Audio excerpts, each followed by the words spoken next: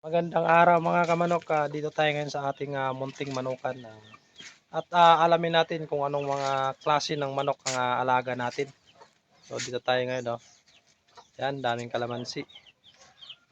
So titingnan natin kung anong mga alaga ang meron dito sa backyard ni Boss Ayong TV. Ito ay Rhode Island Red.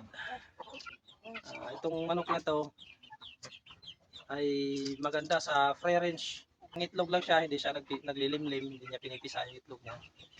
Kung gusto mo ng itlog, ito alagaan mong manok. Sa karne naman, masarap naman siya. Ito ang meron tayo, Rhode Island Red.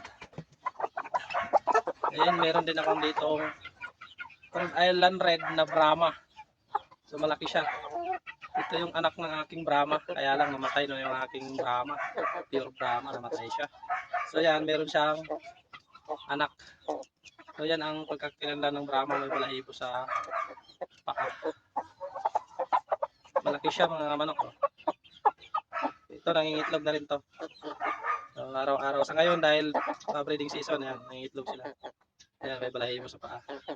Anak ni Brahma sa Rhode Island. Ayan. Malaki.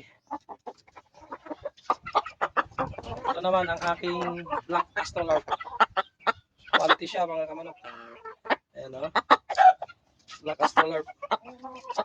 Ito, isa rin to sa magandang alagaan. Laki ng katawan, bulto. Nasa 1 year na to sa akin. Simula nung sisiw. Itong manok na to ang pinakamaraming nangingitlog sa loob ng 1 taon. So siya ang nakakuha ng pinakamaraming itlog.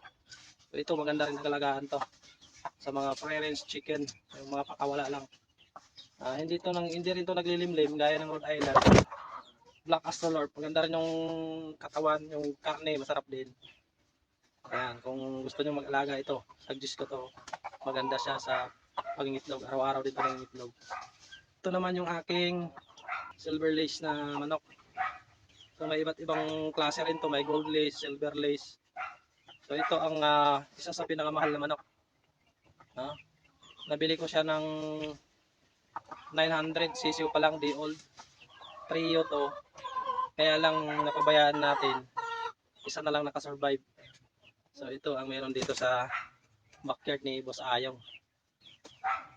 So ito, bala ko sana itong ibenta, kaya lang kikip ko na lang. Quality, silver lace.